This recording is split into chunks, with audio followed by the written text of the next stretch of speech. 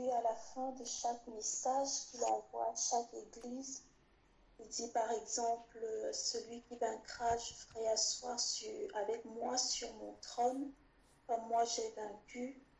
Ou alors il dit, je donnerai autorité sur les nations. Du moins, je crois lire que c'est à celui qui vaincra. Je ne sais pas si ce n'est qu'aux apôtres ou voilà, je ne sais pas.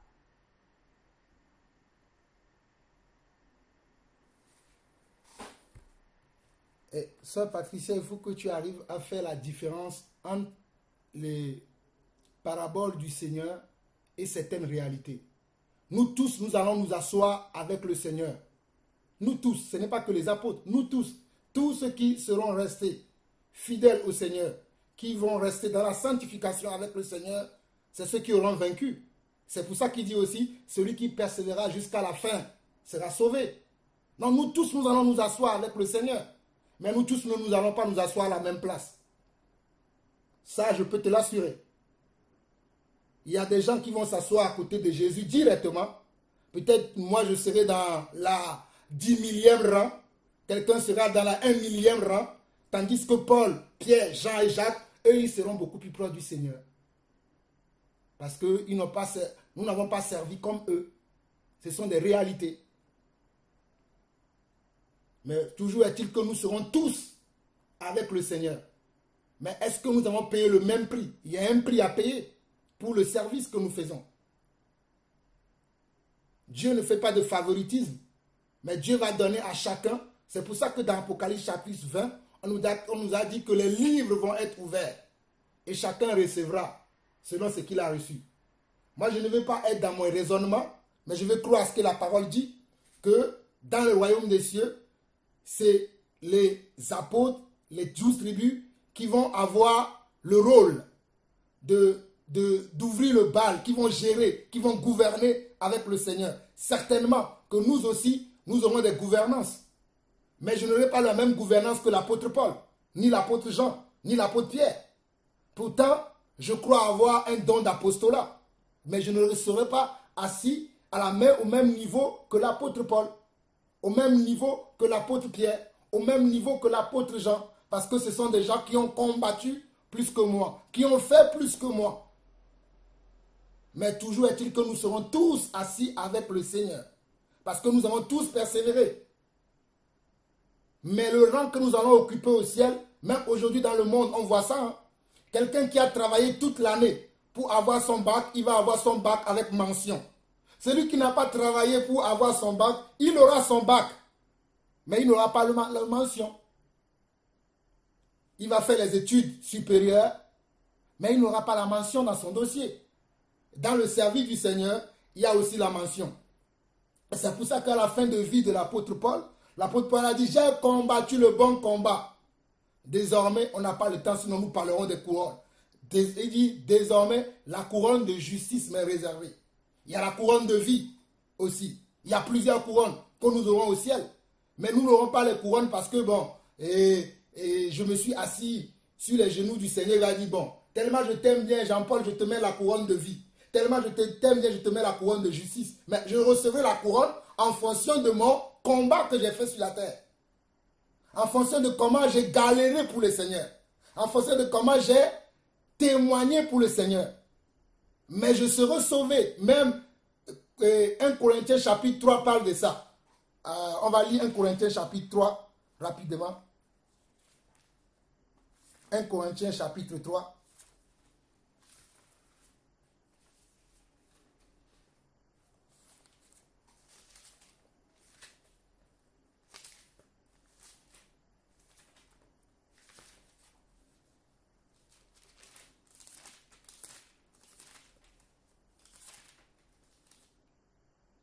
« 1 Corinthiens chapitre 3, à partir du verset 9, dit ceci. « Car nous sommes ouvriers avec Dieu. » Ce message que je lis, ce n'est pas Jean-Paul qui l'a prêché, c'est Paul qui l'a prêché. Mais ça m'a aidé dans ma marche.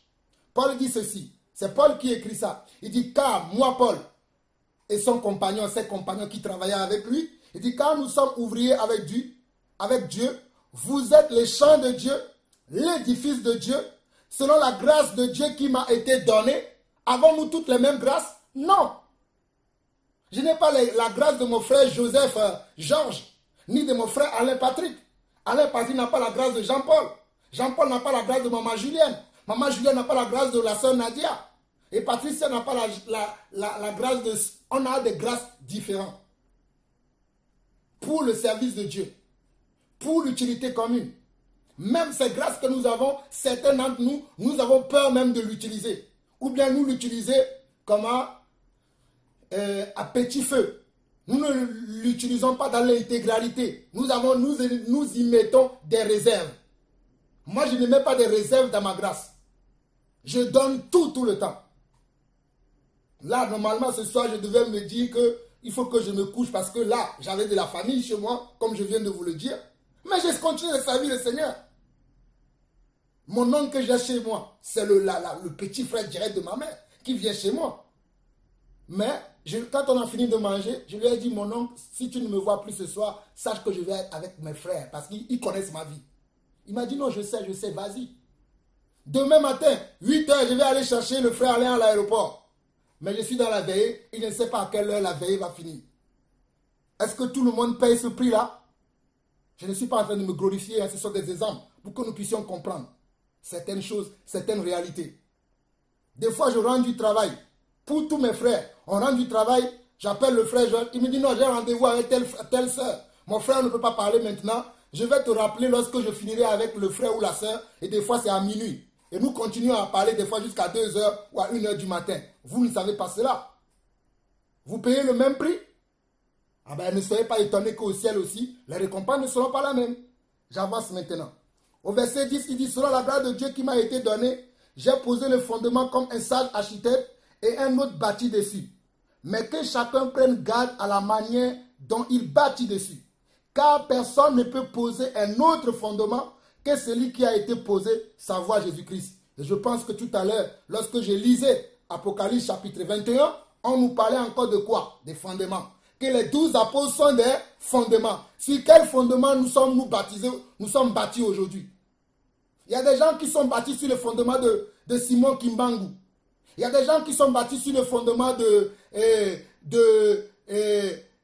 je sais pas, de tous ces hommes-là que nous voyons faire de n'importe quoi dans le monde. Alors que le vrai fondement, ce sont les apôtres. Ce sont ce que nos prédécesseurs ont posé. Ce sont sur eux que nous devons nous calquer. Ce sont eux que nous devons copier. Mais nous voulons copier d'autres personnes. En tout cas, pour ma part, je vais me copier sur les apôtres parce que ça me parle beaucoup plus. Ça m'inspire beaucoup plus. Ça m'encourage beaucoup plus. J'avance au verset 12. Là, ça va être plus clair. Or, si quelqu'un bâtit sur ce fondement avec de l'or, de l'argent, des pierres précieuses, du bois, du foin, du chaume, l'œuvre de chacun sera manifestée. Car le jour la fera connaître. Le jour, c'est quoi? C'est le jour du comment? Le jour des récompenses. Le jour du jugement dernier. C'est le jour du jugement dernier qu'on va voir même si ce que Jean-Paul a dit là, c'est vrai. Dieu va dire, ben Jean-Paul, dans la veillée du 27 juillet 2019, tu as dit que oui, moi je t'ai révélé ça. C'est faux. Va dans les temps de feu. Ce n'est pas de la rigolade les choses de Dieu. Hein. Dieu va dire, Jean-Paul Ausson, je t'ai entendu, tu as dit ça. Tu as dit ceci. Ça, ce n'est pas ma volonté. Tu as outrepassé ma parole. Va là-bas dans les temps de feu. C'est pour ça que l'apôtre Paul dit que chacun prenne garde dans la manière dont il bâtit dessus. C'est pour ça que je ne suis pas rentré dans les détails de ce que Dieu m'a révélé, mais concernant ma vie, mais concernant comment je dois marcher avec lui, parce que c'est une intimité que j'ai cultivée avec Dieu. Paul même lui l'a dit dans un passage qu'il a été ravi jusqu'au 3e ciel, mais que ce qu'il a vu, il ne lui a pas permis de venir partager ça. Ce n'est pas tout ce que nous recevons de Dieu que nous devons partager. Il y a des choses, c'est personnel, dans notre marche personnelle, mais il y a des choses, c'est pour l'Église. C'est pour l'utilité commune. Mais il y a des choses, c'est pour que Dieu puisse nous maintenir dans une vision, que nous puissions continuer à le suivre. Et ici, il est bien précisé que l'œuvre de chacun sera manifestée. L'œuvre c'est quoi? C'est la manière dont tu as marché sur la terre, les messages que tu as prêchés, le comportement que tu as eu, les actions que tu as pu mener. Tout ça, c'est ton œuvre. C'est ces œuvres-là qui vont te suivre. Souvent, quand on dit qu'un saint meurt, que ses œuvres le suivent. Souvent, quand vous allez voir quelqu'un meurt, quelqu'un mourir, les gens vont venir, vont témoigner. Oh, le frère Georges, il aimait le Seigneur. Oh, je peux t'assurer que même si tu appelles le frère Georges à minuit, il va répondre. Mais ce sont les œuvres de frère Georges. On va appeler, toi, ton portable est fermé. C'est ton œuvre? Ce n'est pas ton œuvre. Mais lui, même à minuit, on l'appelle, il est joignable. Il dit, bon, mon frère, je m'habille, j'arrive. Il vient, il t'aide, il prie pour toi, il s'en va. Mais ce n'est pas tous les ministres qui font ça. Tu vas appeler la sœur Nadia. Elle dit, bon, mon frère, ok, je t'envoie les prospectus. Je ne peux pas moi-même aller prêcher, mais moi, je t'envoie les prospectus. Tu reçois le prospectus, tu vas dans la moisson. Est-ce que tout le monde a semé ça? Non.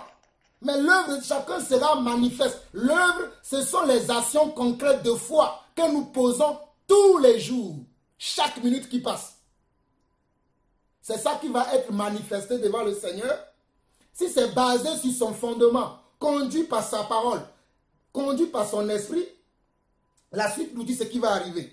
On dit, verset 13, car le jour la fera connaître, parce qu'elle se révélera dans le feu, et le feu éprouvera ce qu'est l'œuvre de chacun. Si l'œuvre bâtie par quelqu'un sur le fondement subsiste, il recevra comment? Une récompense. On ne précise pas ici la récompense. Si l'œuvre de quelqu'un subsiste, il recevra quoi? Une récompense. Mais quelle récompense? C'est pour ça que tout à l'heure j'ai dit, ce n'est pas à moi de dire quelle récompense j'aurai au ciel, parce que c'est le Seigneur qui va juger ce que j'ai fait. Moi, ce que je cherche, c'est de gagner ma place là-bas. Après, pour la récompense, c'est le Seigneur qui va juger. Il va juger, il va prendre mes œuvres. Il y a certaines œuvres que je fais, c'est pour dire aux gens que je suis meilleur qu'eux. Ces œuvres-là vont être brûlées dans le feu. Alléluia. Si tu veux montrer aux autres que tu es meilleur, que tu sais que tu n'as rien compris, ce n'est pas des œuvres ça. Ça, c'est la chair. Ça va être brûlé dans le feu.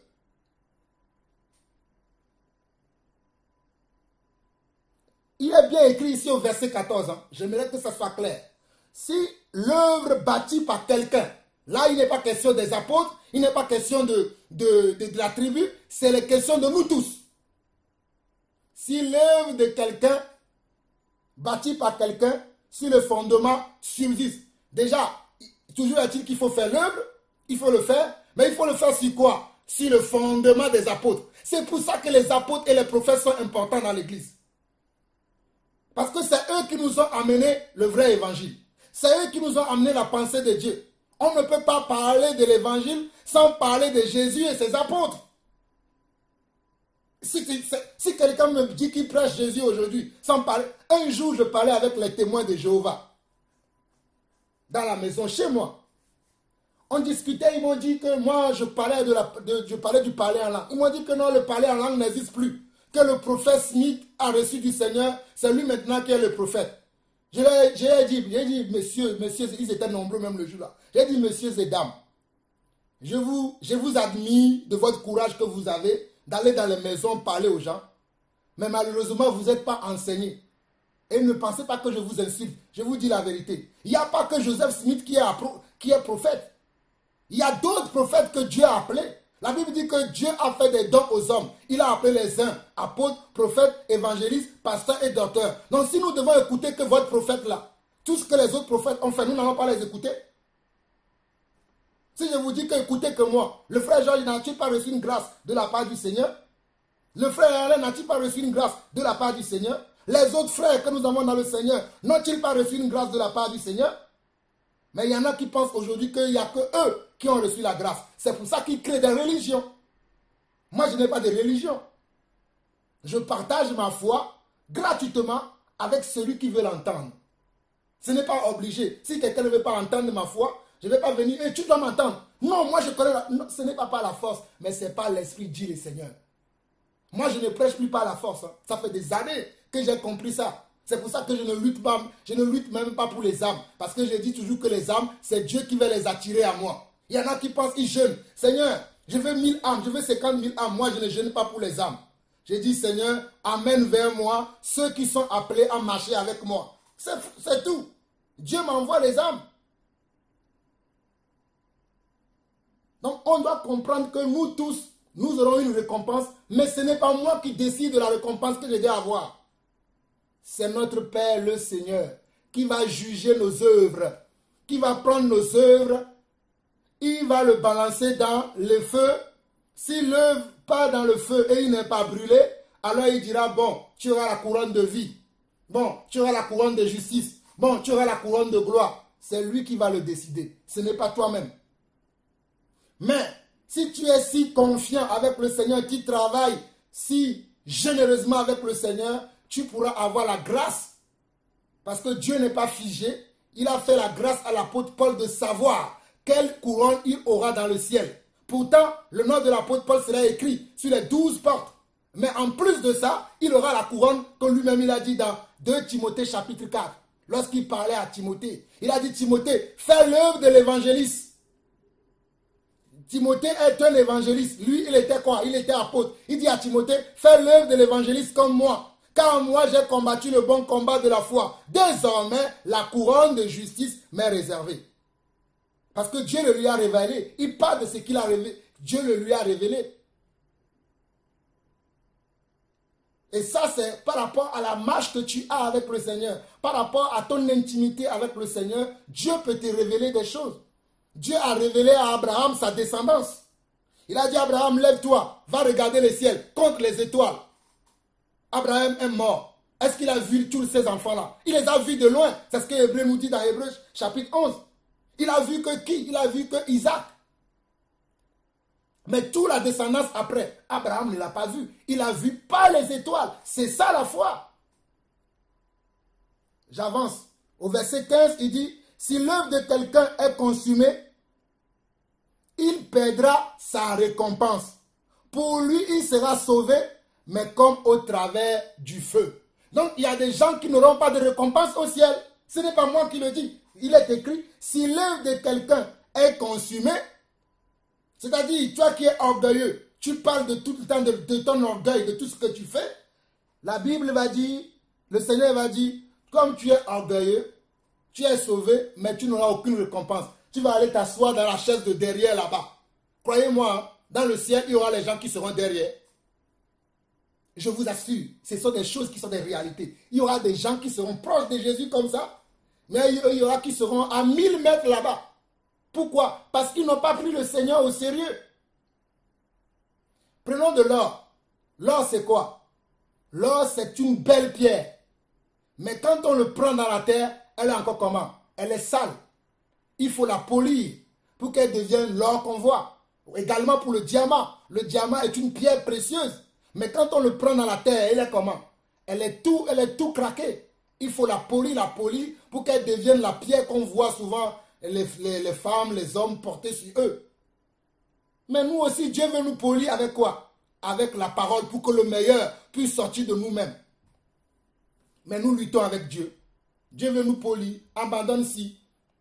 Abandonne ça. Abandonne ci. Abandonne ça. Pour que tu sois le meilleur de moi. Demain, un jour j'abandonne. 3 jours je reprends.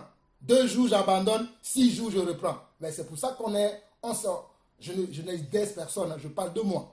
Moi, c'est comme ça que j'ai vécu certaines choses. Dieu m'a dit d'abandonner ça, je les ai abandonnés. Quelques temps après, je les ai repris. Non, on doit abandonner, on doit être totalement au Seigneur. Et il dit, ne savez-vous pas que vous êtes le temple de Dieu et que l'Esprit de Dieu habite en vous? Si quelqu'un détruit le temple de Dieu, Dieu le détruira, car le temple de Dieu est saint et c'est ce que vous êtes. Que nul ne s'abuse lui-même. Si quelqu'un parmi vous pense, selon ce siècle, qu'il devienne fou afin de devenir sage. Car la sagesse de ce monde est une folie devant Dieu. Aussi est-il écrit, il prend les sages dans leur ruse et encore le Seigneur connaît les pensées des sages. Regarde, il est encore écrit, et encore le Seigneur connaît les pensées des sages. Le Seigneur connaît le nombre de ceux-là qui vont avoir la couronne de justice, qui vont avoir la couronne de vie. Le Seigneur connaît leur nombre. Mais moi, je ne connais pas. Parce que j'espère avoir une couronne. C'est pour ça que je combats pour la couronne. Je combats pour cette couronne-là. Mais toujours est-il que je ne sais pas comment je vais arriver. C'est pour ça que je veille sur ma marche tous les jours pour ne pas perdre ma place. je vais finir. Merci pour votre patience et je vais finir là dans 2 Timothée chapitre 2 Timothée chapitre 2.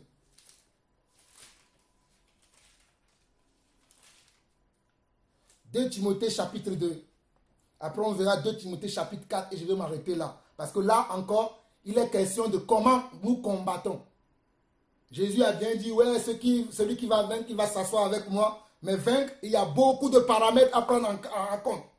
Il y a beaucoup de paramètres à prendre en compte. Il ne faut pas prendre juste le test là comme ça. Il faut prendre toute la Bible en globalité pour savoir comment est-ce que je vais concourir, combattre pour maintenant s'asseoir à côté de Jésus. Il y a beaucoup de choses à prendre en compte. Et là, dans 2 Timothée chapitre 2, regardons ce que l'apôtre Paul dit encore à Timothée. Il dit, toi donc mon enfant, fortifie-toi dans la grâce qui est en Jésus-Christ. Et ce que tu as entendu de moi, en présence de beaucoup de témoins, confie-le à des hommes fidèles qui soient capables de l'enseigner aussi à d'autres. Souffre avec moi comme un bon soldat de Jésus-Christ. Il n'est pas de soldat qui s'embarrasse des affaires de la vie s'il veut plaire à celui qui l'a enrôlé. S'il veut plaire à celui qui l'a enrôlé. Qui nous a enrôlés? C'est Dieu. Et Dieu nous dit que si on veut le plaire, on ne doit plus s'embarrasser encore des affaires de ce monde. Mais beaucoup d'entre nous, nous embarrassons encore des affaires de ce monde. Eh bien, nous espérons avoir une couronne au ciel. En tout cas, je ne suis pas Dieu, mais il y a de fortes chances que tu crois en vain. Si tu n'es pas vraiment totalement travaillant nuit et jour de progrès en progrès, tu risques fort de ne rien avoir au ciel. Je ne suis pas en train de parler à la sœur Patricia, c'est vrai que je parle comme ça, on va dire que je parle à la sœur, je suis en train de nous parler. Ça me parle à moi-même. On dit, verset 3, souffre avec moi comme un bon soldat de Jésus-Christ. Il n'est pas de soldat qui s'embarrasse des affaires de la vie s'il veut plaire à celui qui l'a enrôlé. Et l'athlète n'est pas couronné. L'athlète n'est pas couronné s'il n'a pas combattu suivant les règles. Il y a des règles dans le royaume des cieux. C'est ces règles-là que moi je dois considérer. C'est ces règles-là que moi je dois mettre en place. Dans ma marche avec le Seigneur, dans ma vie avec le Seigneur, je dois mettre ces règles-là en place. Je dois les pratiquer. Ça ne doit pas être simplement une parole dans ma bouche, mais ça doit être une parole que je vis. Le laboureur qui peine doit être le premier à recueillir les fruits. Comprends ce que je te dis, car le Seigneur te donnera l'intelligence en toutes choses. Souviens-toi de Jésus-Christ issu de la postérité de David. La postérité est importante. Tout à l'heure, j'ai parlé des 12 tribus de David. J'ai parlé des 12 tribus d'Israël. Regarde, Jésus-Christ est né de la postérité de David. Pourquoi on nous en parle? À moi, je prends compte de tout dans la Bible. Je ne choisis pas mes versets phares. Je prends tout. Parce que tout est à considérer. De la postérité de David, ressuscité des morts selon mon évangile. À lui, il a un évangile. On va penser que l'apôtre Paul est orgueilleux. Il dit, selon mon évangile. L'évangile lui appartient. Mais non, mais c'est selon la révélation qu'il a de Jésus, selon la grâce qu'il a reçue de Jésus pour son ministère. Quelqu'un qui ne va pas comprendre la pensée de l'apôtre, il va dire, oui, regardez l'apôtre, il dit selon mon évangile. L'apôtre Paul a maintenant un évangile. Mais si, bien sûr qu'il a un évangile. Il a obtenu grâce devant Dieu pour être un ministre de Dieu et parler de sa part. Que ça plaise aux gens ou non. C'est lui qui a obtenu la grâce. Ce n'est pas moi. Il continue. Pour lequel je souffre jusqu'à être lié comme un malfaiteur. Regardez la grâce de Dieu fait souffrir. L'appel fait souffrir. Il souffre jusqu'à être... Oh Seigneur, que le Seigneur nous aide à comprendre. Mais la parole de Dieu n'est pas liée. À l'époque où l'apôtre Paul écrivait cette lettre, il était dans les liens dans une prison. Mais regardez encore comment il peut motiver quelqu'un. Il était en prison lorsqu'il écrivait le livre de Timothée. Il était lié, mais il dit sa bouche n'est pas liée. Il dit le mystère de Dieu en lui n'est pas lié. Mettez Jean-Paul Lawson dans une prison. Il prêchera Yeshua Mashiach. Je me rappelle un jour, j'étais au nord de la France, j'étais à Agen. Je criais dans un marché. La police est venue, ils m'ont embarqué dans leur fourgonnette. Je leur ai dit, vous m'avez arrêté aujourd'hui. Peut-être aujourd'hui, je ne reviendrai plus. Mais sachez-le très bien que je reviendrai toujours prêcher l'évangile. Aujourd'hui, vous m'avez contraint. Mais il y aura un autre jour, je reviendrai prêcher. Un jour, j'étais à la gare d'Evry-Coukouane. Je prêchais encore l'évangile. Les polices, devant mon fils David. La police est venue m'arrêter. Il y avait même des chrétiens qui m'insultaient. Oh, toi, tu n'as rien compris, pourquoi tu viens? L'été, j'ai souvent crié dehors. Quand les gens sont dehors, dépravés, moi, c'est là où je prêche. Je suis venu à la gare, je voyais les gens. J'ai commencé à prêcher. Le monsieur qui gérait la gare est venu me dire arrêtez. J'ai continué à prêcher. Il m'a dit, monsieur, si vous continuez, je vais appeler la police. Moi, j'ai continué à prêcher. Il a appelé la police, croyez-moi. J'étais avec mon fils. Je suis parti chercher mon fils à l'école. Après tout ça, je suis parti à la gare pour prêcher. La police a posé la question à mon fils. Est-ce qu'il s'occupe bien de vous, votre père? Mon fils il a répondu oui. Il me dit, mais monsieur, pourquoi vous laissez votre fils venir ici crier comme ça? Mais ce n'est pas bien ce que vous faites. Occupez-vous de vos enfants à la maison. Hein? Ici, c'est une endroit public. Mais monsieur, vous n'allez pas vous en sortir comme ça. Vous aurez une amende de 90 €. Ils m'ont donné l'amende de 90 €, je vous dis. Et après, ils m'ont libéré avec mon fils, m'interdisant de revenir à la gare. Comme toujours, j'ai dit aujourd'hui, vous avez gagné. Mais 2 jours, 3 jours après, je suis retourné encore à la même gare. Parce que je n'abandonne pas, c'est ma vie. Une fois, un jour, j'étais dans le bus. J'allais au travail. J'étais dans le bus, je prêchais dans le bus. Parce que j'avais l'habitude de faire ça selon que l'esprit me conduisait. Un autre jour, j'ai pris le bus, le même bus que je prends souvent. Quand je commence à prêcher, la conductrice du bus a dit, monsieur, aujourd'hui, ça en est assez. Si tu continues de parler, je vais arrêter le bus. Je continuais à prêcher. Jusqu'à ce qu'elle-même, elle était fatiguée. Elle a continué de passer son chemin. Le lendemain, je reviens, je prends le même bus. Peut-être que ce n'est pas la même conductrice. Je vois un monsieur qui vient. Monsieur, votre témoignage hier m'a beaucoup touché. Vous m'avez encouragé. C'est pour moi que Dieu... Mes frères, je ne veux pas tout propager. J'ai des expériences de certaines choses que j'ai vécues. Il y a un monsieur qui, le lendemain, à l'époque, je travaillais au Pôle emploi. C'était 2014. Je n'oublierai jamais ça. C'est pour ça que lorsque je suis en train de marcher et que Dieu me dit de faire une nation, je ne raisonne pas. Je fais.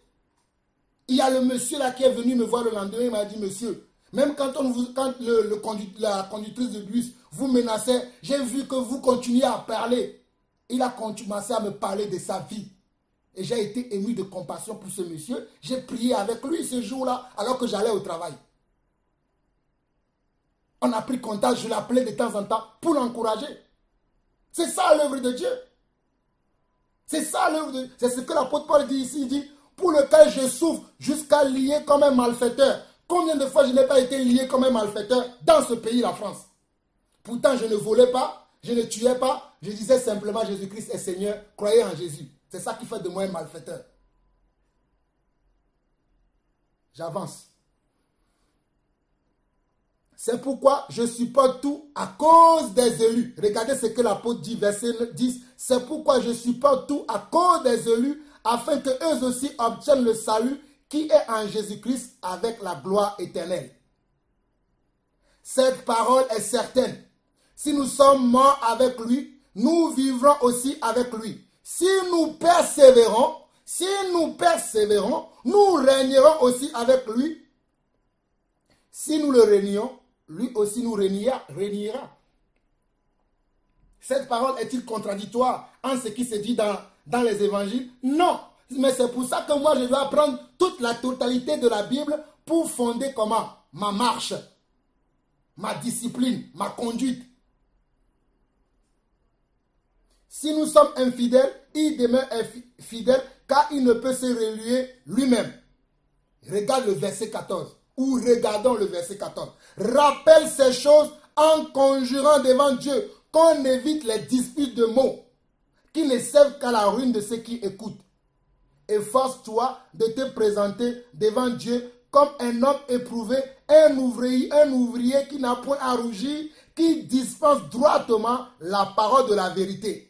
Évite les discours vains et profanes, car ceux qui les tiennent avanceront toujours plus dans l'impiété et leur parole rongera comme la gangrène. De ce nombre sont Hyménée et Philette qui se sont détournés de la vérité, disant que la résurrection est déjà arrivée et qui renverse la foi de quelques-uns. Et ce passage-là, je le pratique, mon frère Georges peut le témoigner. Lorsque des fois nous faisons des réunions avec d'autres frères, et les gens sont dans les disputes de mots, demande au frère Georges. Je leur ai dit, mes frères, avec tout l'amour que j'ai pour vous, moi je n'ai pas ma place dans votre réunion là, où les gens sont là, à faire des disputes de mots. Au revoir, je vais servir le Seigneur.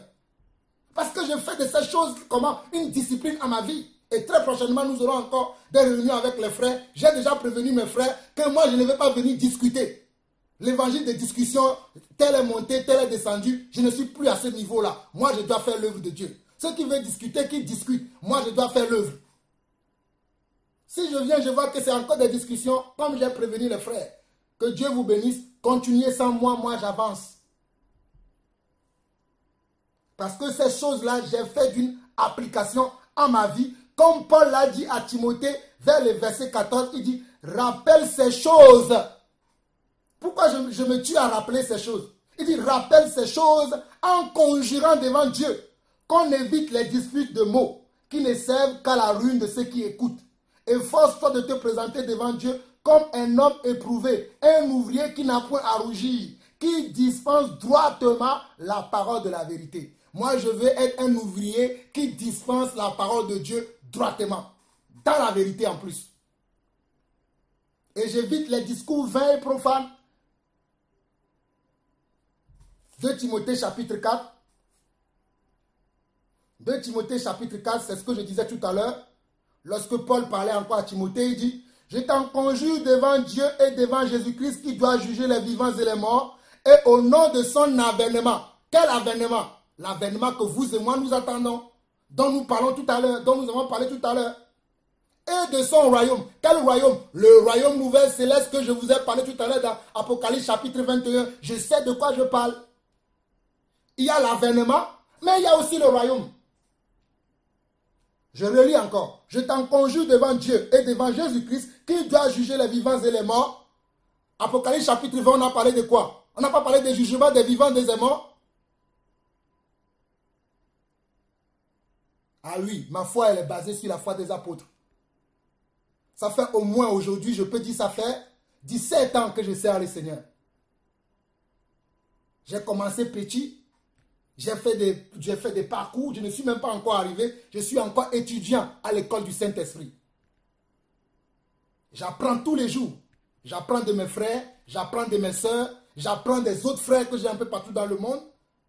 J'apprends tous les jours. J'apprends de mon épouse, j'apprends même avec mes enfants. Je suis simple de cœur, j'aime beaucoup apprendre. Le jour où je refuserai d'apprendre, ça veut dire que j'ai perdu déjà la foi. Le jour où je penserai que je suis déjà arrivé, ça veut dire que je suis déjà tombé. J'apprends tous les jours. J'écoute, j'observe, je regarde, je prends, je tire des conclusions. Ça, je prends, ça c'est pas pour moi, je laisse. Mais ça me concerne. J'ajoute à ce que j'ai déjà. Ça, c'est bon, je prends. C'est ça. Moi, c'est comme ça que j'avance. Il dit au verset 2, prêche la parole. Insiste en toute occasion, favorable ou non. C'est pour ça que des fois je suis long, pour qu'on puisse me comprendre. Pourquoi? C'est basé sur ces paroles-là. Il dit en toute occasion ou non. Je n'avais pas prévu de parler comme je parle ce soir-là. Je n'ai pas prémédité. Mais on est là, l'esprit conduit parle. Je parle. Je n'ai pas prévu, lorsqu'il y aura cette question, je vais faire ça, j'ai dessiné. Non, mais c'est l'esprit de Dieu qui me conduit. On dit prêche la parole, insiste. Insiste. Insiste veut dire tu as déjà dit, mais tu dois redire encore.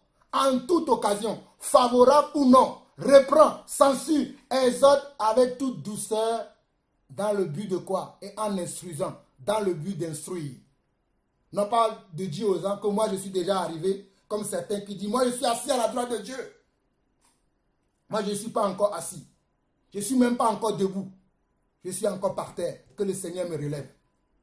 Car il viendra un temps où les hommes ne supporteront pas la saine doctrine, mais ayant la démangeaison d'entendre des choses agréables, ils se donneront une foule de docteurs selon leurs propres désirs, détourneront l'oreille de la vérité et se tourneront vers les fables. Mais toi qui, toi Timothée, qui a suivi ma constance, ma foi, ma persévérance, toutes mes persécutions, il dit, mais toi, sois sobre en toutes choses, supporte les souffrances, fais l'œuvre d'un évangéliste, remplis bien ton ministère. Ce que Jean-Paul Lawson cherche à faire, c'est de bien remplir le ministère que j'ai reçu de Dieu. Je ne veux pas le faire dans la paresse, dans la médiocrité, mais dans l'excellence. Car celui qui m'a appelé est excellent, je dois être excellent comme lui. Et là, c'est là où l'apôtre Paul va parler de lui-même. Il dit, car pour moi, Paul qui a fini presque mon exercice sur terre, je sers de libation et le moment de mon départ approche. L'apôtre Paul sentait qu'il allait partir. Et il dit, j'ai combattu le bon combat, j'ai achevé la course, j'ai gardé la foi. Désormais, la couronne de justice m'est réservée. Le Seigneur, le juste juge, me la donnera dans ce jour-là. Oh my God! Suivez bien.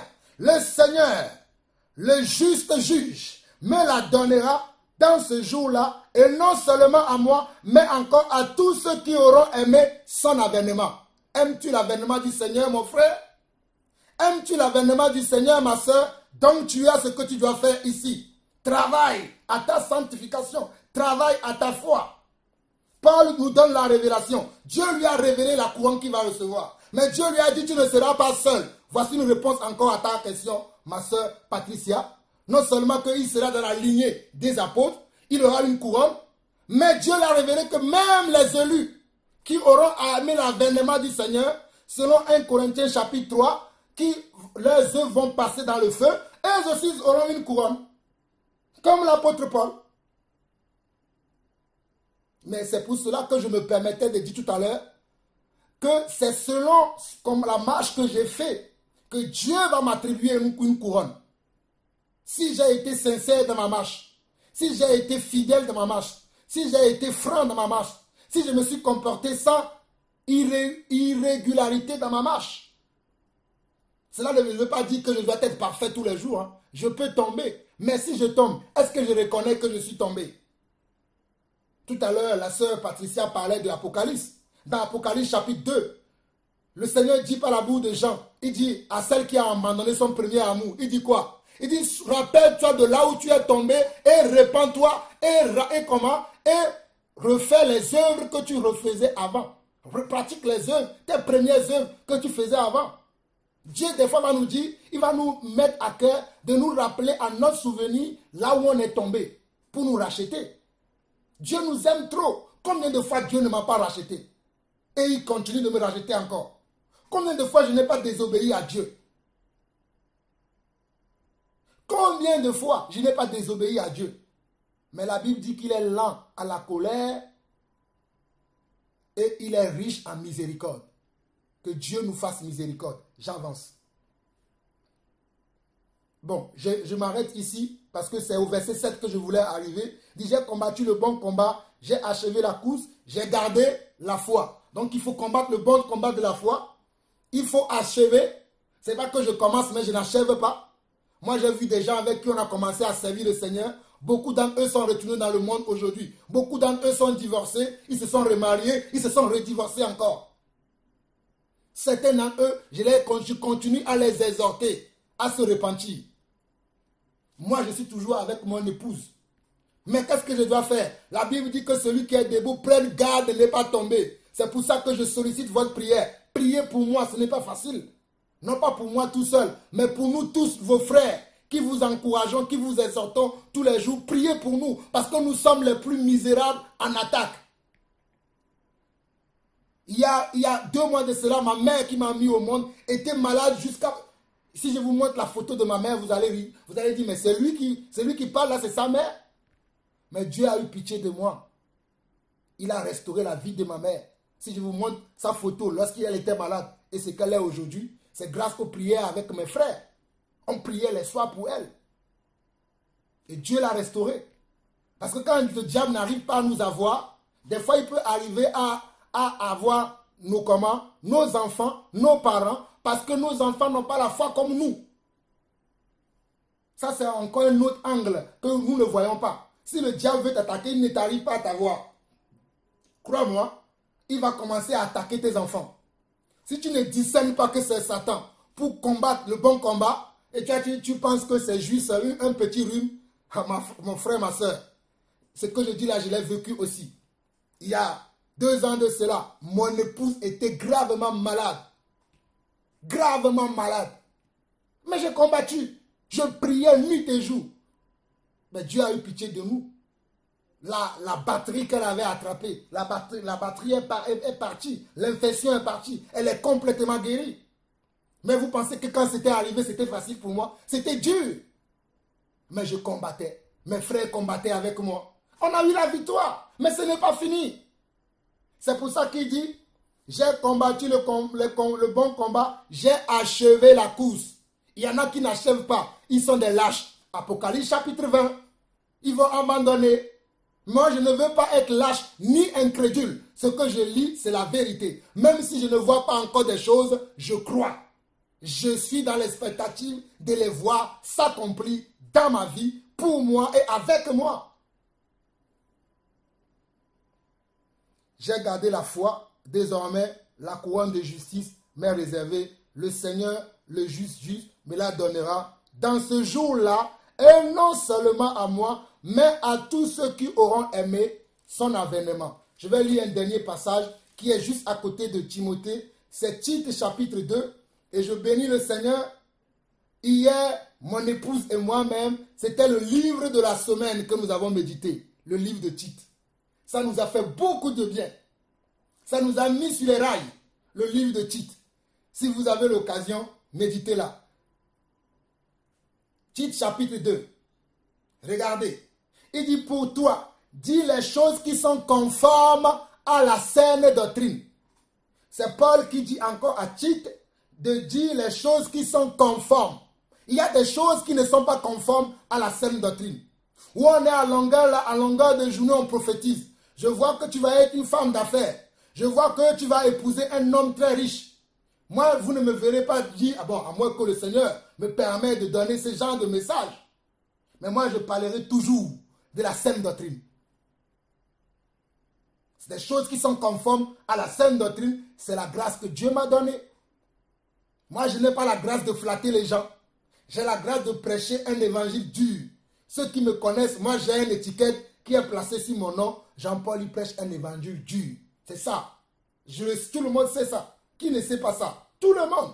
Ah, si tu veux vraiment écouter l'évangile dur, va consulter Jean-Paul Lawson, tu vas écouter l'évangile vrai, dur, non dilué, non frélaté, sec, bien serré. Si tu as le cœur pour supporter, tu vas prendre. Mais si tu n'as pas le cœur, tu vas partir. Comme dans Jean 6.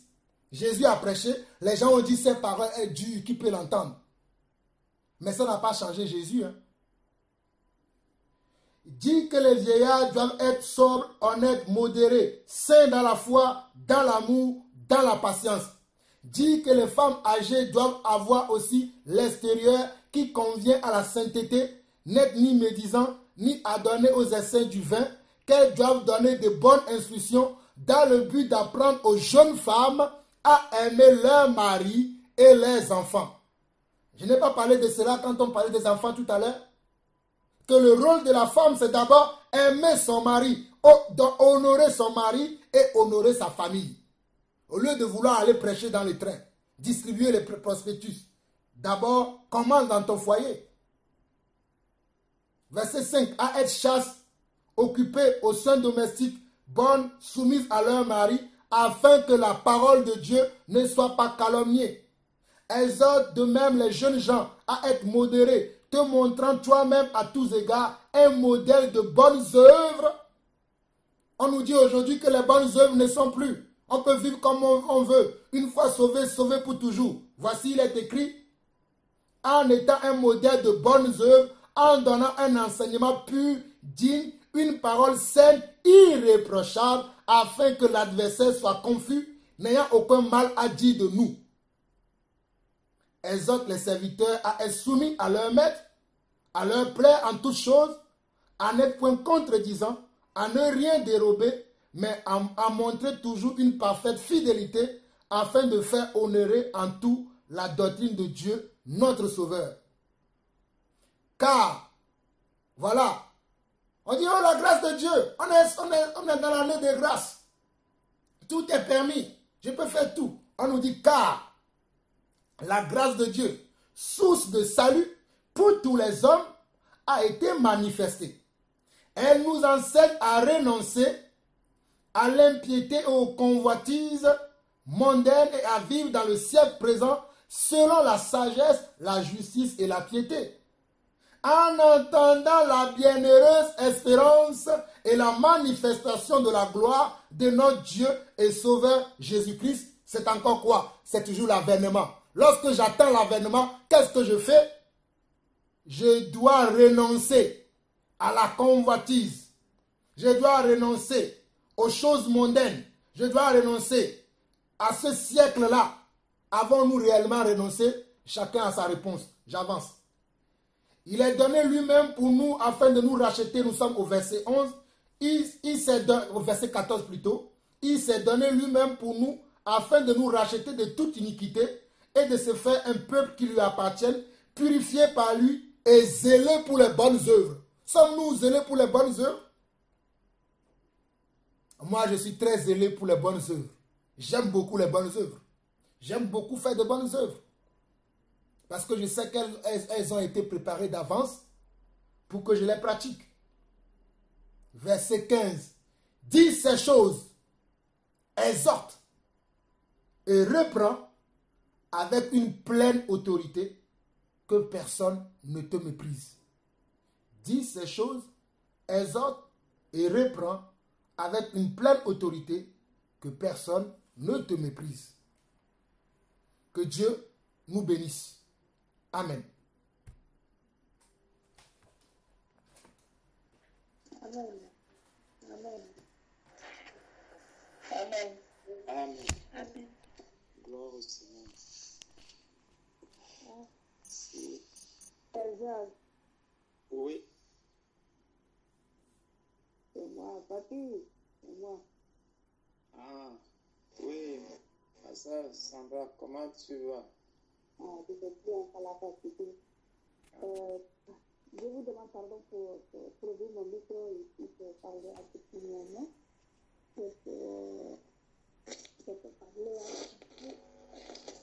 ici, parce qu'il y a beaucoup de frères et sœurs que je ne connais pas et je vois qu'ils ne me connaissent pas moi.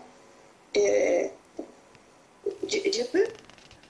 Attends, est-ce que tu peux attendre juste quelques minutes? Une minute.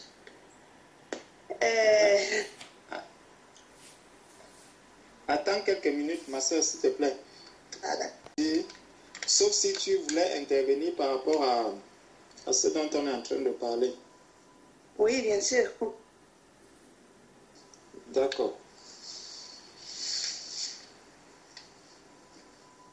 Bon, je voulais juste ajouter 2 mots par rapport à ce dont le frère Jean-Paul était en train de parler. Parce que avant que le frère ne prenne la parole, je disais que je ne m'étais jamais posé la question que la sœur Patricia a posée et que j'avais quelque chose qui me conduisait vers cette question. Sœur Patricia, est-ce que tu peux lire un peu Matthieu 24, verset 35, s'il te plaît? Et je rends grâce à Dieu pour vraiment tout ce que le frère Jean-Paul m'a déjà enseigné ce soir. Que Dieu te bénisse.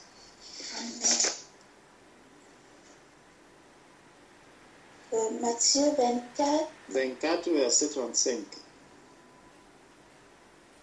Le ciel et la terre passeront, mais mes paroles ne passeront point. Amen. Le ciel et la terre passeront, mais mes paroles ne passeront point. Lis maintenant 1 Timothée chapitre 2 au verset 12.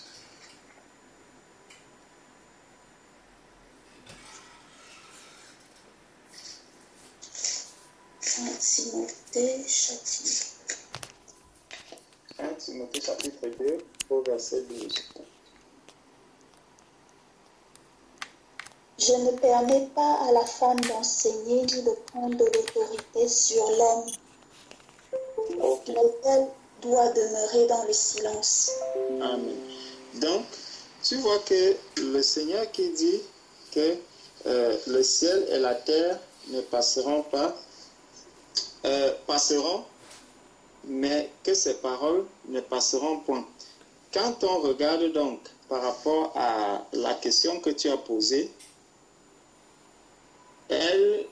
la question sous-jacente, c'est est-ce que lorsque Dieu va donner des couronnes, bon, par rapport à, j'ai bien compris ce que l'explication du frère Jean-Paul, juste pour confirmer ce que le frère Jean-Paul était en train de dire, tu vois que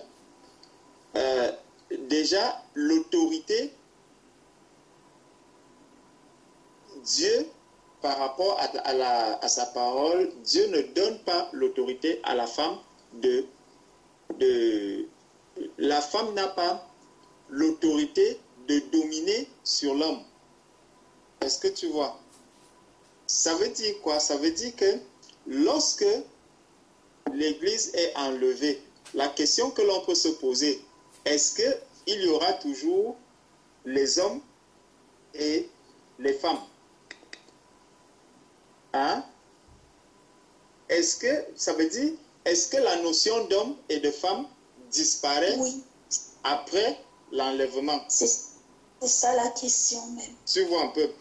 Donc, si on arrive à trouver que même après l'enlèvement, la notion d'homme et de femme continue, alors on peut effectivement attester déjà que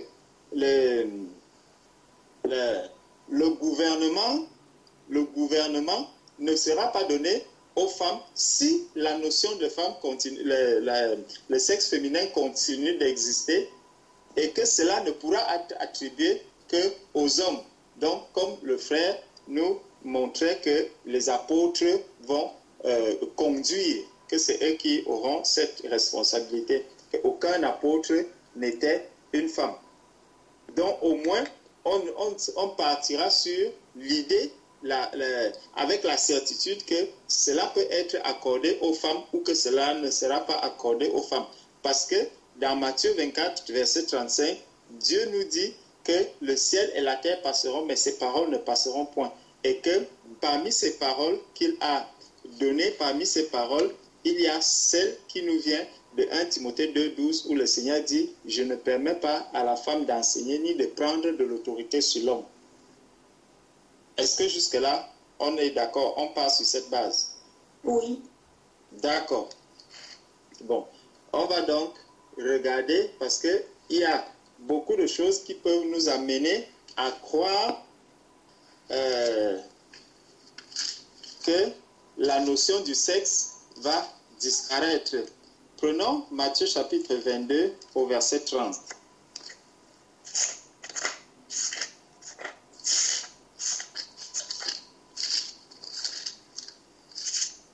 Si tu peux lire Matthieu chapitre 22 au verset 30. Il est écrit, car à la résurrection, les hommes ne prendront point de femmes, ni les femmes de mari, mais ils seront comme les anges de Dieu dans le ciel. Amen. Bon. Amen. Donc, ils seront comme les anges de Dieu dans le ciel. Donc, si on s'arrête à ce niveau, on peut rester toujours dans l'incertitude et peut-être même extrapoler en disant que, bon, les anges, est-ce que les anges ont un sexe? De quel sexe est-ce que sont les anges? Prenons maintenant Luc chapitre 20 au verset 36.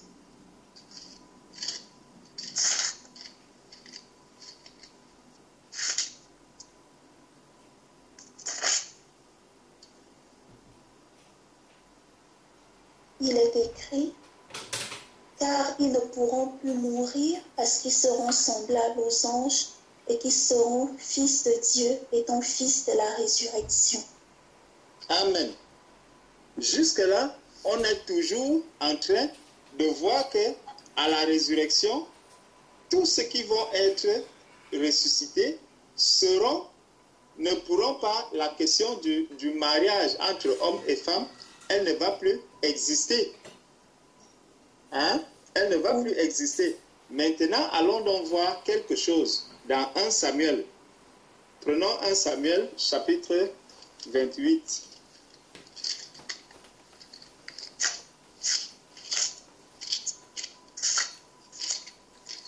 Et 1 Samuel, chapitre 28.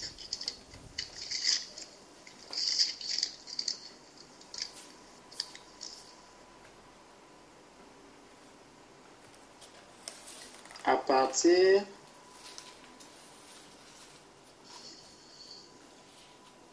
du verset 10, pas du verset 10 jusqu'au verset 15.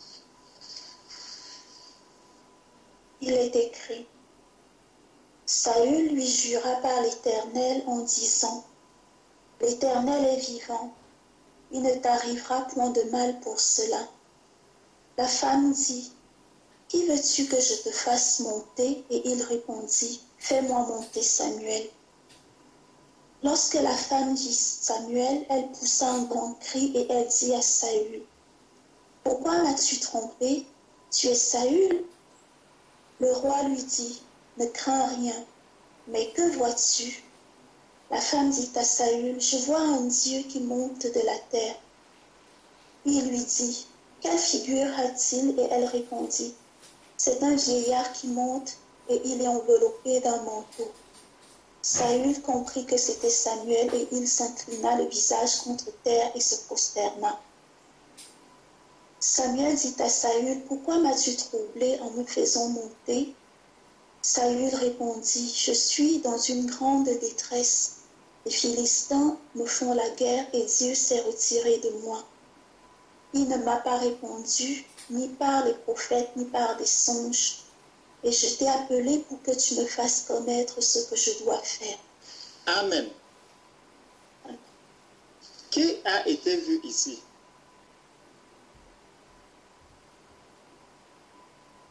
Comment on peut dire qui est revenu ici? Il semblerait que ce soit un Dieu avec l'image de Samuel. Mais comment tu dis il semblerait? Parce que on sait que les vivants, du moins, quand quelqu'un est mort, il dort, et que ceux qui reviennent, du moins, quand quelqu'un est mort, c'est pas Dieu qui l'a ressuscité là, c'est un devin qui l'a fait venir. Donc je ne sais pas si c'est vraiment Samuel ou plutôt l'image d'un démon. Allons-y, continuons. Matthieu chapitre 17.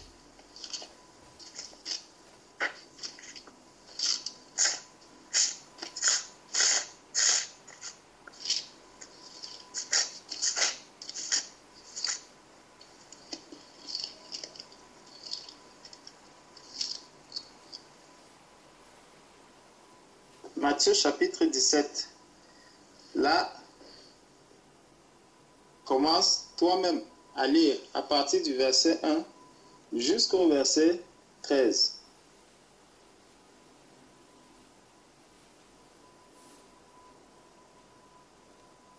Est-ce que je lis à haute voix ou... Oui. Oui. 6 jours après, Jésus prit avec lui Pierre, Jacques et Jean, son frère, et il les conduisit à l'écart sur une haute montagne. Il fut transfiguré devant eux. Son visage resplendit comme le soleil et ses vêtements devinrent blancs comme la lumière. Et voici Moïse et Élie leur apparurent, s'entretenant avec lui. Pierre, prenant la parole, dit à Jésus, « Seigneur, il est bon que nous soyons ici. Si tu le veux, je dresserai ici 3 tentes, une pour toi, une pour Moïse et une pour Élie. » Comme il parlait encore, une nuée lumineuse les couvrit. Et voici une voix fit entendre de la nuée ces paroles. Celui-ci est mon fils bien-aimé, en qui j'ai mis toute mon affection. Écoutez-le. Lorsqu'ils entendirent cette voix, les disciples tombèrent sur leurs faces et furent saisis d'une grande frayeur. Mais Jésus, s'approchant, les toucha et dit, « Levez-vous, n'ayez pas peur. » Ils levèrent les yeux et ne virent que Jésus seul. Comme ils descendaient de la montagne, Jésus leur donna cet ordre, « Ne parlez à personne de cette vision, jusqu'à ce que le Fils de l'homme soit ressuscité des morts. » Les disciples lui firent cette question. « Pourquoi donc les scribes disent-ils qu'Élie doit venir premièrement ?» Il répondit, « Il est vrai qu'Élie doit venir et rétablir toutes choses. Mais je vous dis qu'Élie est déjà venu, ils ne l'ont pas reconnu et qu'ils l'ont traité comme ils ont voulu. De même, le Fils de l'homme souffrira de leur part. » Les disciples comprirent alors qu'il leur parlait de Jean-Baptiste. Amen. Amen. Bon, qui est-ce que les disciples ont vu ici?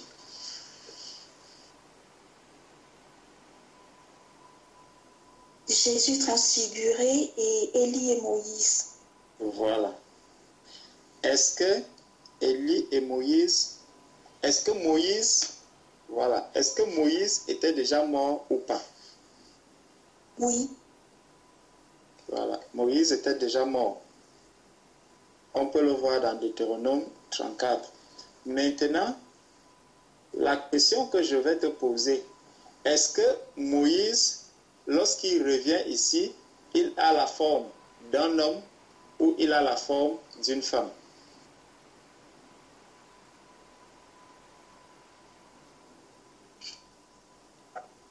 Je pense si les disciples l'ont reconnu, il devait avoir la forme qu'il avait quand il était sur terre.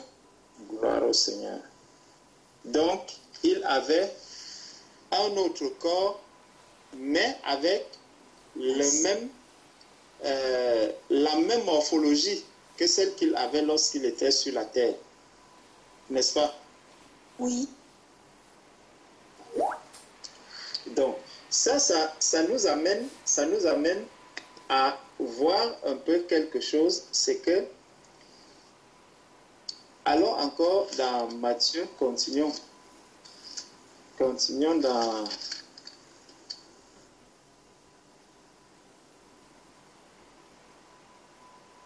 Je crois...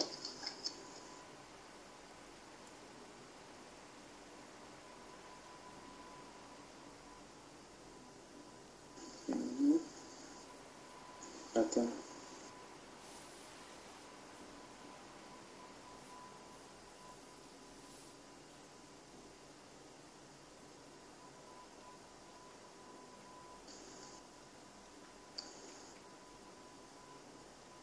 Voilà. Prenons encore, allons dans le chapitre 27 de Matthieu.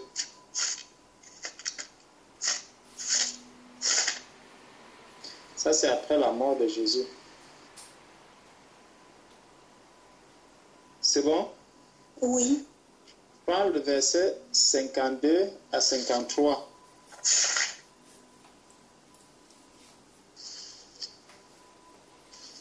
Il est écrit, « Les sépulcres s'ouvrirent et plusieurs corps des saints qui étaient morts ressuscitèrent. Étant sortis des sépulcres après la résurrection de Jésus, ils entrèrent dans la ville sainte et apparurent à un grand nombre de personnes. » Amen. Bon.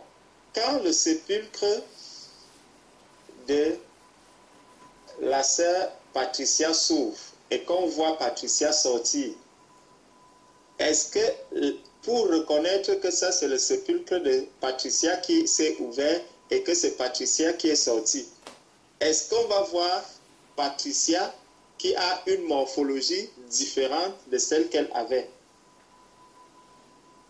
Non. Voilà. Donc, tout ça, ça nous montre que, en fait, même à la résurrection, les hommes continueront d'avoir la morphologie de l'homme.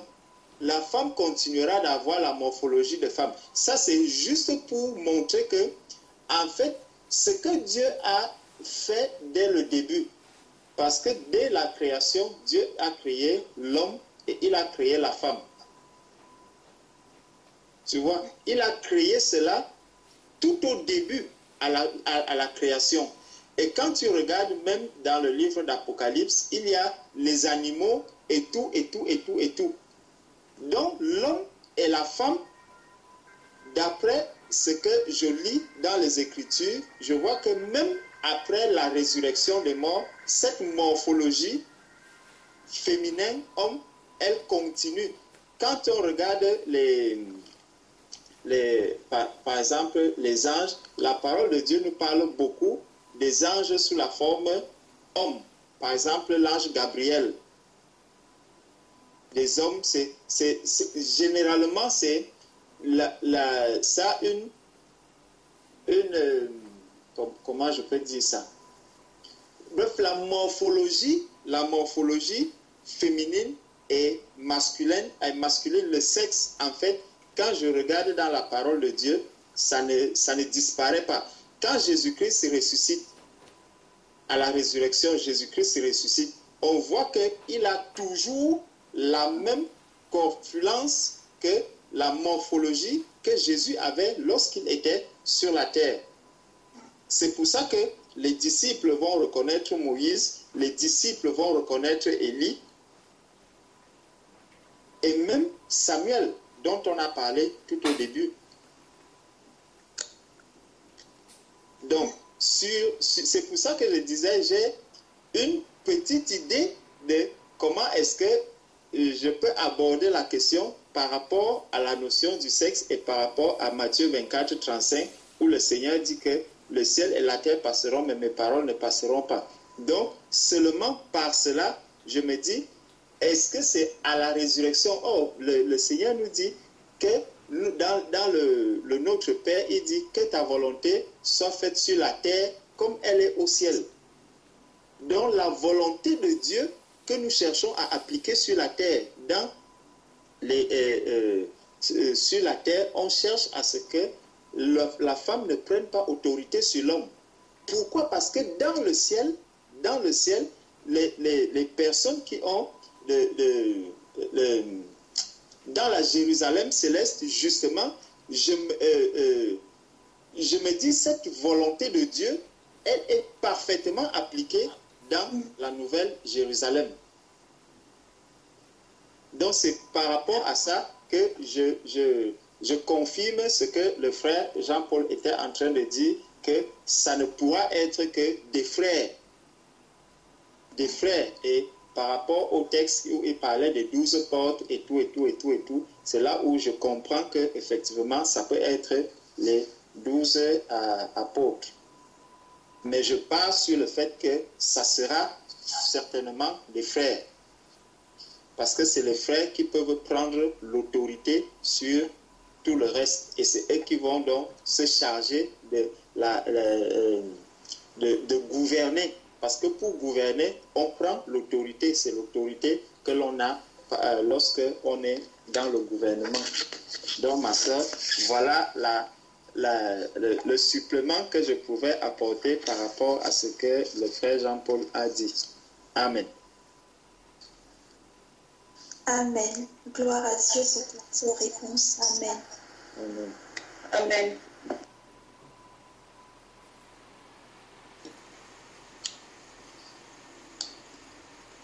Sœur Sandra? Oui, papy, je suis là. Mon frère.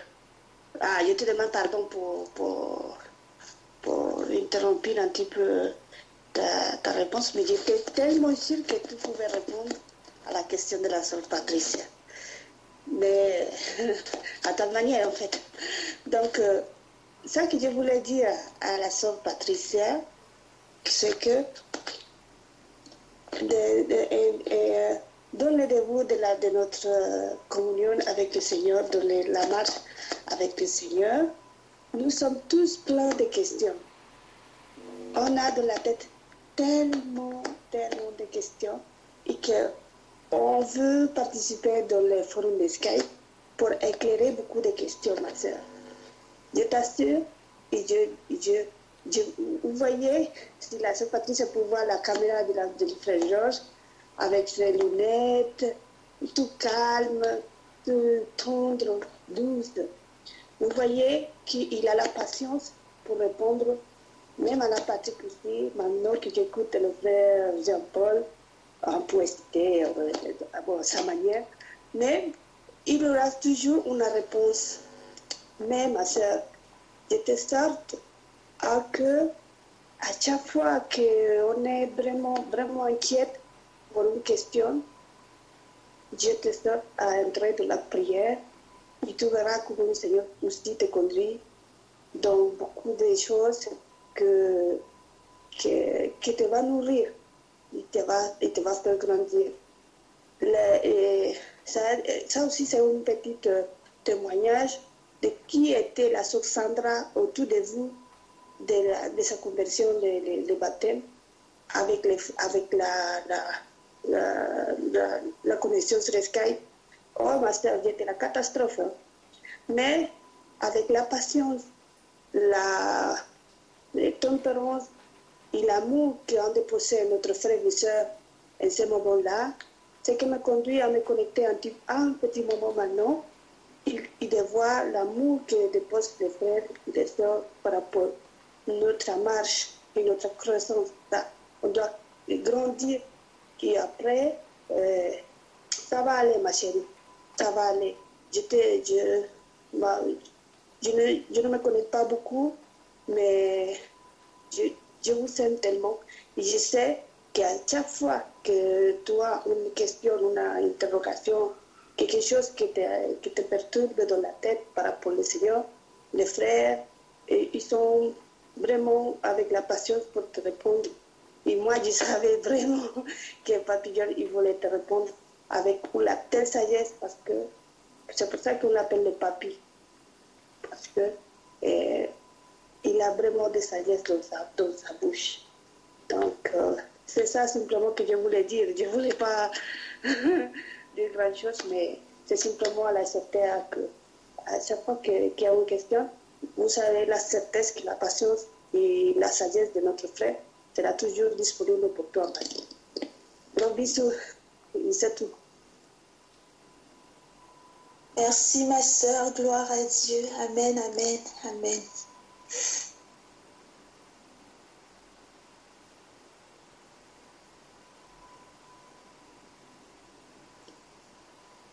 Ça, Sandra, comment va mon frère David?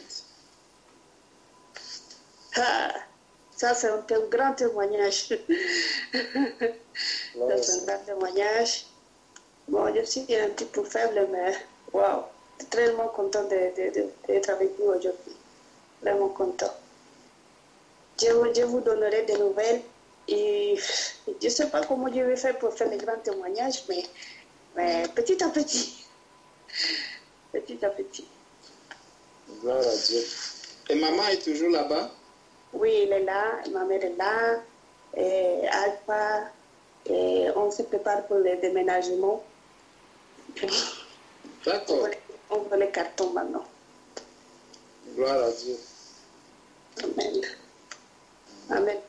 Au frère Jean-Paul aussi, bonsoir mon frère, je suis la sœur Sandra d'Angers, je suis la voisine de la sœur Nadia. Et, pardon que je ne me connais pas beaucoup, mais vous savez que mon cœur est là. Mon cœur est là avec vous. Ma soeur Sandra, sois apaisée. Nous tous, nous sommes là, c'est le Seigneur qui nous soutient. Sans le Seigneur, nous ne sommes capables de rien et nous ne pouvons rien concevoir.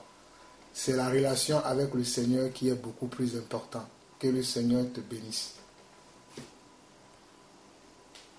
Amen, amen, amen. Amen.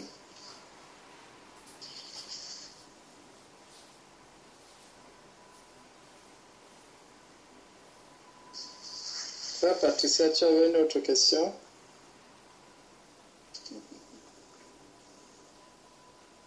Mon frère, si on va là, je j'en ai plein. Mais je pense peut-être qu'il y a d'autres interrogations. Si on n'a pas d'autres, je pourrais en reposer, mais je ne sais pas si d'autres sœurs ou d'autres frères ont été.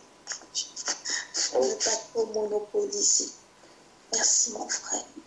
Bien. Que Dieu te bénisse, ma soeur. Amen. Est-ce qu'il y a d'autres questions? Oui. Ok. Bonsoir, maman Julien. Bonsoir. Moi, je voulais juste demander, de dire que il y a 2 jours, j'avais reçu nombre 18. J'aimerais bien que prenez note de ça, quoi, pour pouvoir m'expliquer un peu. Nombre 18, pas de verset, mais que nombre 18. Il y a 2 jours.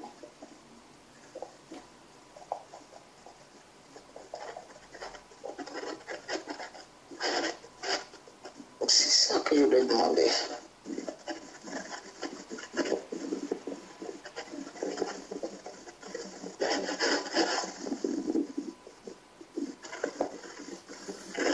C'est peut-être pas en rapport avec la veillée, mais c'est... Il me faut poser cette question. Je vais vous dire ça. Voilà.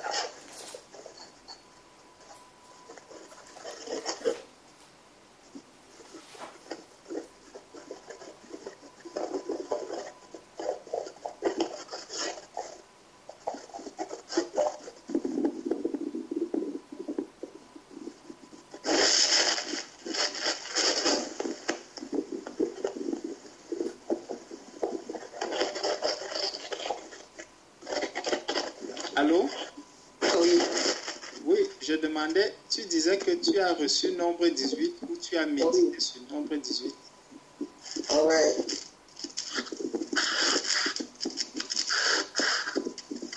Je ne comprends pas. Je pose une question. Oui. Est-ce que tu as reçu nombre 18 ou tu as médité nombre 18? Non. J'ai lu. Quand j'ai reçu, j'ai lu. Voilà. J'essaie de... Voilà. Et ta question? Ma question, je voudrais comprendre pourquoi. Parce que ça parle de fonction. La fonction des sacrificateurs, des lévites.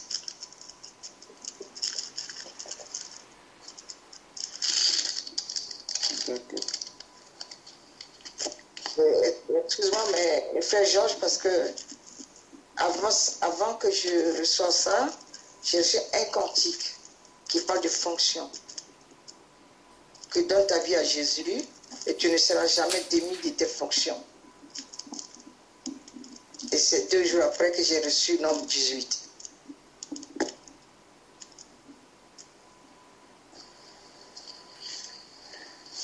Bon.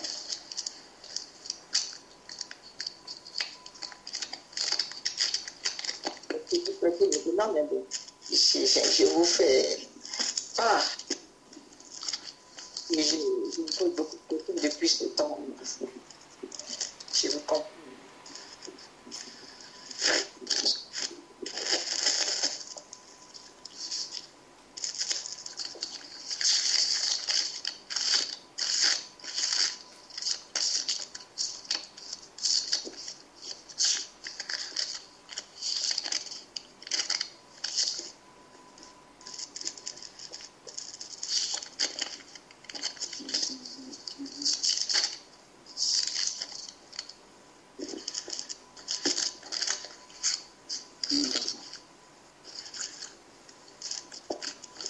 Prenons donc Nombre chapitre 18. Oui.